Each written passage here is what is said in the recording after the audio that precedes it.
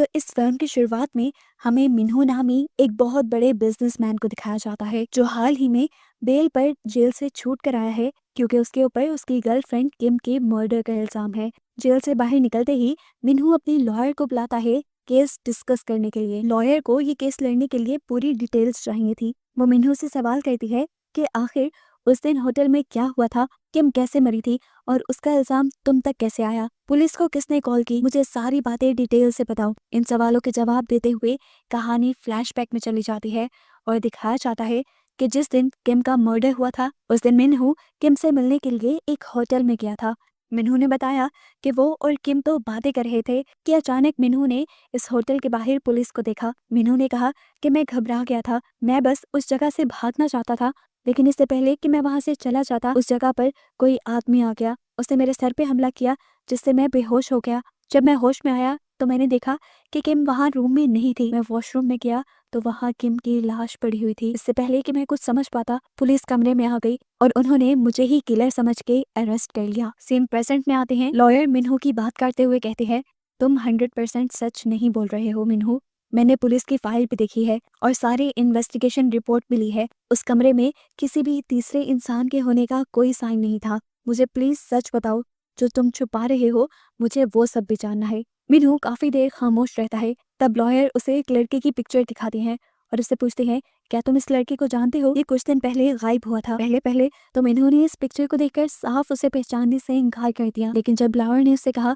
कि तुम सच बोलो तो मिन्हू इस लड़के की भी कहानी बताने लगा। कहानी एक और मर्तबा फ्लैशबैक में गई और हमें दिखाया गया कि कुछ महीनों पहले मिन्हू अपनी गर्लफ्रेंड किम से मिलने के लिए जा रहा था। मिन्हू मैरिड था और आजकल उसे रिग्रेट होने लगा था कि वो अपनी वाइफ को धोखा दे रहा है इस रिलेशन के जरिए। इसलिए वो अपनी गर्लफ्रेंड किम से कहता है कि वो जल्द ही इस रिलेशन को तोड़ देगा। किम जो इस टाइम ड्राइविंग कर रही थी, ये बात सुनकर वो गुस्से में आ जाती है और उसका ध्यान ड्राइविंग से हट जाता है। सामने से आने वाली गाड़ी भी उसे नजर नहीं आती। इससे पहले कि इन लोगों का एक्सीडेंट हो जाता, किम जल्दी से अपनी गाड़ी को ड्रिफ्ट करते हुए दोनों कार्स को टकराने से बचा लेती है। ऐसा करके उन्होंने अपनी गाड़ी तो संभाल ली थी, लेकिन सामने वाली गाड़ी का एक्सीडेंट फिर भी हो चुका था। किम और मिन्हू ने जब बाहर निकल के देखा तो दूसरे आदमी की गाड़ी बिल्कुल डैमेज हो चुकी थी। किम ने आगे बढ़कर दरवाजा खोलकर चेक किया। गाड़ी में जो लड़का था उसकी मौत हो चुकी थी और ये लड़का कोई और नहीं बल्कि वही पिक्चर वाला लड़का है जिसके बारे में लॉयर मिन्हू से सवाल कर रही थी। इस लड़के का नाम हान था। मिन्हू बताता है कि उस लड़की की मौत को देखकर मैं बुरी तरह घबरा गया। मैं पुलिस को कॉल करने ही वाला था, लेकिन किम ने मुझे रोक लिया, ये कहते हुए कि इस रोड पर किसी ने हमें देखा नहीं है। हम फजूल में पुलिस को कॉल करके खुद इस केस में फंसेंगे और हमारी रेपुटेशन भी डाउन हो जाएगी। इससे बेहतर हम खुद इसकी लाश को कहीं ठिकाने लगा देते हैं और चुपचाप यहाँ से निकल जाते हैं। अब इससे पहले कि ये लोग हान की यानी उस लड़की की लाश को ठिकाने लगा देते, यहाँ पर पुलिस की एक कार आ जाती है। पुलिस की कार को देखते हुए मिन्हू दोबारा घबराया, लेकिन किम नहीं घबराई। पुलिस ने यहाँ आकर जब एक्सीडेंटल कार को देखा तो उन दोनों से पूछा कि क्या मसला हुआ है। किम ने बड़े आराम से झूठ बोल दिया कि कुछ नहीं, बस हम दोनों का एक्सीडेंट हो गया था और हमने मामला आपस में सुलझा लिया है। यानी उसने पुलिस के सामने ऐसा प्रिटेंड किया था कि सामने वाली कार जिसका एक्सीडेंट हुआ है वो हान की नहीं बल्कि मिन्हू की कार है। पुलिस के सामने उन्होंने अपनी कार इंश्योरेंस कंपनी को भी कॉल की, जिससे पुलिस को बिल्कुल शक नहीं हुआ और पुलिस वाले वहां से चले गए। पुलिस के यहाँ से जाते ही अब किम मिन्हू से कहती है, तुम यहाँ से चले जाओ, तुम चाहते थे ना हमारा रिलेशन खत्म हो जाए, आज से तुम्हारा और मेरा रिलेशन खत्म हुआ। यहाँ जो हुआ ये एक सीक्रेट है जो हम दोनों के दरमियान रहेगा, बिल्कुल इसी तरह जिस तरह हमारा रिलेशन सीक्रेट रहा। जाते हुए तुम हान की कार को यहाँ से ले जाओ। मिन्हू हान की कार लेकर वहां से चला गया, जबकि किम जाकर अपनी कार में बैठ गई। लेकिन एक्सीडेंट होने की वजह से अब ये कार स्टार्ट नहीं हो रही थी। किस्मत से तभी एक बूढ़ा आदमी वहां से गुजरा और उसने किम से पूछा, कोई प्रॉब्लम है? तो किम ने उसे बताया, अभी मेरी गाड़ी का एक्सीडेंट हुआ था, उसके बाद से ही मेरी गाड़ी ऑन नहीं हो रही। यह आदमी किम की मदद करने के लिए इसकी गाड़ी को रिपेयर करने की कोशिश करता है, लेकिन गाड़ी के अंदर फॉल्ट ज्यादा था। वो आदमी किम से कहता है, मेरा घर पास में ही है, अगर तुम चाहो तो मैं तुम्हारी मदद कर सकता हूँ।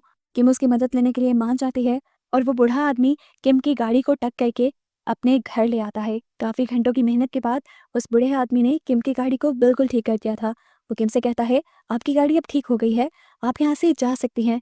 किम उस आदमी की बहुत शुक्रगुजार थी। इससे पहले कि वो यहाँ से चली जाती, उसने यहाँ पर एक पिक्चर देखी और वो शौक रह गई। वो हान की पिक्चर थी जिसे एक्सीडेंट में मारकर वो उसकी लाश को ठिकाने भी लगा आई थी। अब उसे रिग्रेट हो रहा था कि जिसको उसने मारा उसी की बाप ने उसकी इतनी मदद की और वो अब बेसब्री से अपने बेटे का इंतजार भी कर रहे थे। बड़े फॉर्मल वे में अंकल ने उससे कहा, देखो इतनी देर से निकला है, अब तक घर नहीं आया मेरा बेटा। साथ साथ वो अपने बेटे को कॉल भी मिला रहे थे। अब किम के हाथ में मौजूद फोन बजने लगा, जो कि हान का था। वो घबरा गई क्योंकि अंकल भी फोन की आवाज सुन चुके थे। किम ने जल्दी से फोन सोफे पर रख दिया और अंकल को लगा कि शायद आज उनका बेटा फोन लेकर ही नहीं गया, और ऐसे किम अपने आप को साफ करते हुए वहां से चली गई। यहाँ मिन्हू उस एक्सीडेंट को भुलाने के लिए अब ज्यादा से ज्यादा टाइम अपनी वाइफ, फैमिली और बिजनेस के साथ गुजारने लगा था, जिसकी वजह से बहुत ही जल्दी उसका बिजनेस ग्रो भी कर जाता है। ऐसे ही एक दिन एक पुलिस ऑफिसर मिन्हू से मिलने के लिए उसके ऑफिस आ जाता है और वो उससे पूछता है कि जिस दिन उसने हाईवे पे सफर किया था उसी दिन हाईवे पे एक एक्सीडेंट भी हुआ था। अगर वो इस एक्सीडेंट के बारे में कुछ भी जानता है तो पुलिस को बता दे। लेकिन मिन्हू ने साफ इनकार कर दिया कि वो इस एक्सीडेंट के बारे में कुछ नहीं जानता। हालांकि पुलिस ऑफिसर उसे अपना कार्ड भी दे गया कि अगर तुम्हें उस एक्सीडेंट के बारे में कुछ भी याद आए या पता चले तो मुझे जरूर बता देना। थोड़े दिन बाद मिन्हू को उसकी वाइफ के साथ डिनर करते दिखाया गया। तभी न्यूज में उसी एक्सीडेंट की न्यूज चलने लगी। यहाँ न्यूज में अब एक औरत का स्केच भी दिखाया जाता है, जो किसी और का नहीं बल्कि किम का ही स्केच था। और पुलिस बता रही थी कि इस एक्सीडेंट की जिम्मेदार किम है, जिसे अब पुलिस जोरों से ढूंढ रही है। हान के डैड ने पुलिस को यह बयान दिया था कि किम उसे एक्सीडेंट वाले रोड पे ही मिली थी और उसके बाद से किम का कुछ अता पता भी नहीं था, तो सारे शक किम के खिलाफ थे। इतनी देर में अब मिन्हू को किम की कॉल आई। किम उसे मिलने के लिए एक सीक्रेट जगह बुला रही थी। मिन्हू भी बगैर किसी देरी के किम से मिलने के लिए चला गया, जहाँ किम का हुलिया पहले से बिल्कुल बदला हुआ था। किम ने उसे बताया कि मैंने अपने बाल काट दिए हैं और अपना हुलिया चेंज कर लिया है ताकि पुलिस मुझे पहचान ना पाए। यहाँ पर किम सिर्फ मिन्हू को हान के कार्ड देने के लिए आई थी। वो मिन्हू से कहती है कि तुम उसके कार्ड की डिटेल्स चेंज कर दो ताकि लोग उसे एक बहरूपिया समझें और पुलिस का ध्यान हमारे से डाइवर्ट हो जाए। मिन्हू किम की बात मानता है और हान के सभी कार्ड्स की डिटेल्स चेंज करने के बाद उसके कार्ड्स भी जला देता है। अब जब पुलिस को इन्वेस्टिगेशन के दौरान हान के कार्ड्स की डिटेल्स चेंज मिलती हैं तो उन्हें लगता है कि हान एक फ्रॉड था, वो कुछ इलीगल काम करता था और शायद पुलिस से बचने के लिए वो ये सारे नाटक कर रहा है। पुलिस को उसका गुमना यानी उसकी मिसिंग भी उसी का एक प्लान लग रहा था। इसी तरह ये केस बंद हो गया और मिन्हू भी काफी रिलैक्स हो गया। अब ज्यादा से ज्यादा बिजनेस पे ध्यान देने की वजह से मिन्हू का बिजनेस भी दिन ब दिन ग्रो करने लगा और बहुत ज्यादा प्रॉफिट होने लगा। जबकि दूसरी तरफ दिखाया गया कि हान के डैड ने पुलिस से दोबारा रिक्वेस्ट की हान को ढूंढने के लिए। उन्होंने पुलिस को यकीन दिलाया कि हान कोई फ्रॉड नहीं था। उन्होंने हान के सारे पुराने डॉक्यूमेंट्स भी उन्हें दिखाए और बोला कि अगर सबूत हान के खिलाफ जा रहे हैं तो यकीनन इसका मतलब है कि हान किसी मुसीबत में है। हान के डैड ने पुलिस से रिक्वेस्ट की कि प्लीज आप दोबारा से इन्वेस्टिगेशन करें, उस जंगल की तो जरूर तलाशी लें जहां पर आखिरी मर्तबा हान की कार को देखा गया था। हान के डैड की रिक्वेस्ट मानते हुए पुलिस वाले दोबारा से इस केस को ओपन कर देते हैं और इन्वेस्टिगेशन शुरू कर देते हैं।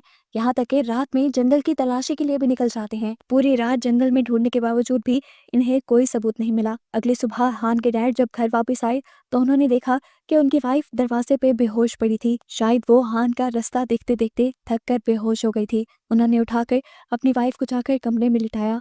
अब वो थक चुके थे इस सब चीज से। उन्हें अपनी वाइफ की हालत देखकर बहुत ज्यादा दुख हो रहा था। सीन्स अब दोबारा प्रेजेंट में आए और हमें मिन्हू को लॉयर के सामने बैठा दिखाया गया। मिन्हू ने लॉयर से कहा कि जिस दिन किम का मर्डर हुआ था उस दिन मेरे और किम के अलावा उस कमरे में हान के डैड भी मौजूद थे, जिन्होंने पहले मुझे बेहोश किया और फिर किम को मार दिया क्योंकि वो अपने बेटे की मौत का बदला लेना चाहते थे। लॉयर पूछती है कि आखिर उन्होंने केस में फिर तुम्हें क्यों फंसाया? तब मिन्हू कहता है क्योंकि मैंने सच नहीं बोला था, इसलिए उन्होंने मुझे मारा तो नहीं लेकिन मुझे जेल भेजकर मुझे मेरी गलती का एहसास जरूर दिलाया। यहाँ पे मिन्हू लॉयर को ये भी बताता है कि इस सब में हान के डैड के साथ साथ हान की मॉम भी इन्वॉल्व थी, जिन्होंने हान के डैड के कमरे से निकलते ही पुलिस को कॉल कर दी और मुझे पकड़वा दिया। लॉयर की सारी कहानी सुनकर उठ खड़ी हुई और उसने मिन्हू से कहा, तुमने जो स्टोरी सुनाई है वो बिल्कुल अलग है। असल स्टोरी अब मैं तुम्हें बताती हूँ। कहानी एक और मर्तबा फ्लैशबैक में चली जाती है और हमें दिखाया जाता है कि असल में जिस दिन हान का एक्सीडेंट हुआ था उस दिन कार किम नहीं बल्कि मिन्हू खुद ड्राइव कर रहा था। उसने अपने रिलेशन को खत्म करने की जो भी कहानी खड़ी थी वो सब झूठ थी। उस दिन उसका खुद रोड पे ध्यान नहीं था जिसकी वजह से एक्सीडेंट हुआ और हान मर गया। किम तो यहाँ पे ठीक थी। असल में किम ही पुलिस को कॉल करना चाहती थी और मिन्हू ने ही उस दिन किम को पुलिस को कॉल करने से रोका था, क्योंकि मिन्हू को लग रहा था कि अगर ऐसा कोई केस उसका पुलिस के सामने आ जाएगा तो वो बड़े बड़े बिजनेस टाइकून में अपना नाम नहीं बना सकेगा।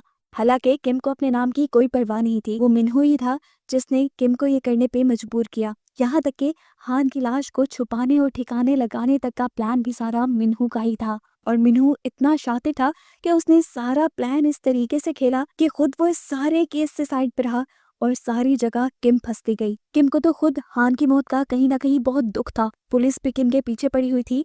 किम को उन दिनों अपनी आइडेंटिटी भी छुपानी पड़ी, अपना काम भी छोड़ना पड़ा, लेकिन उसके बावजूद उसका दिल नहीं मान रहा था सारी सच्चाई छुपाने का। उसने आखिर एक दिन हान के डैड को कॉल करके सारी सच्चाई बता ही दी।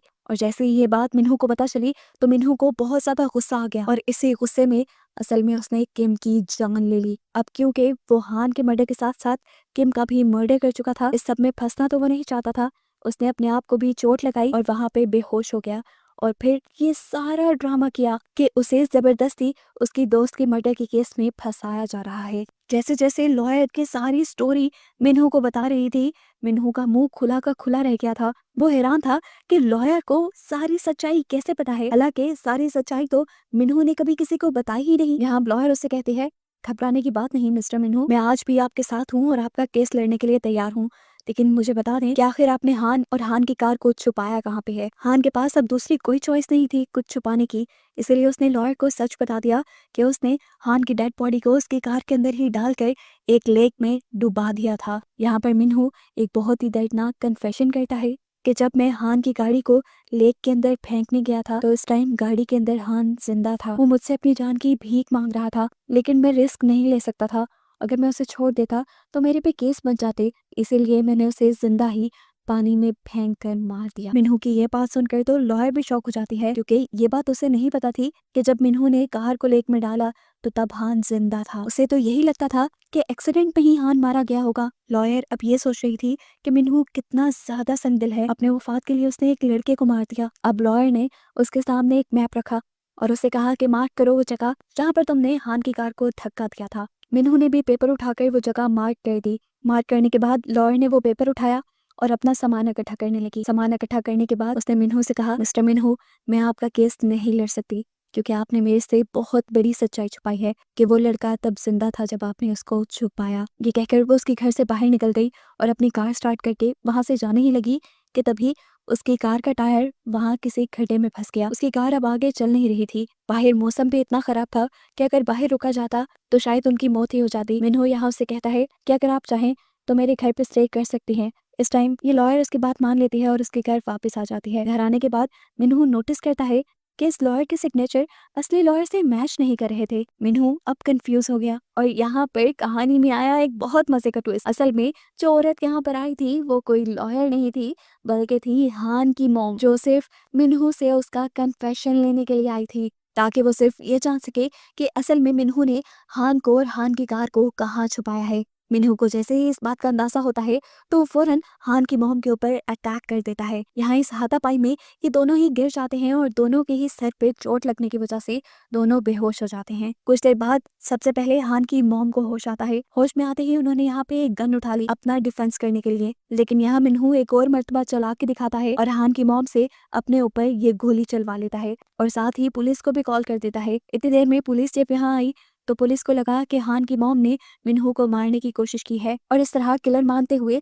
उन्हें अरेस्ट कर लिया जाता है। पुलिस अब उसे अपनी कार में बिठा लेते हैं। कार में बैठते ही वो पुलिस ऑफिसर्स को सारी कहानी बता देती है और मिन्हू का कन्फेशन दे देती है। साथ ही साथ उसने पुलिस को वो लोकेशन भी दी थी जहाँ पर हान की लाश को ठिकाने लगाया था मिन्हू ने, और ये लोकेशन उसने मिन्हू से ही पता करवाई थी। उसकी बात मानते हुए पुलिस दोबारा इन्वेस्टिगेशन शुरू करती है और जब उस जगह की छानबीन होती है तो वहां से हान की कार के साथ साथ हान की डेड बॉडी भी मिल जाती है, जिससे बात अब साबित हो गई थी कि असली किलर कोई और नहीं बल्कि मिन्हू ही है। मिन्हू जो कि अभी तक जिंदा था, उसे अब पुलिस ने अरेस्ट कर लिया और हान की मॉम को छोड़ दिया गया। मिन्हू का करियर तो अब पूरी तरह तबाह हो चुका था और वो अभी तक सिर्फ इस बात पे हैरान था कि ये सब दो बूढ़े लोगों की वजह से हुआ था, जिन्होंने उसके खिलाफ एक बहुत बड़ी प्लानिंग की। ना सिर्फ उसके जरिए अपने बेटे का पता करवा लिया, बल्कि उसको भी पूरी जिंदगी के लिए जेल भिजवा दिया। वो दोनों मिलकर अपने बेटे की मौत का बदला मिन्हू से ले चुके थे। अब मिन्हू जानता था कि वो पूरी उम्र जेल में सड़ेगा।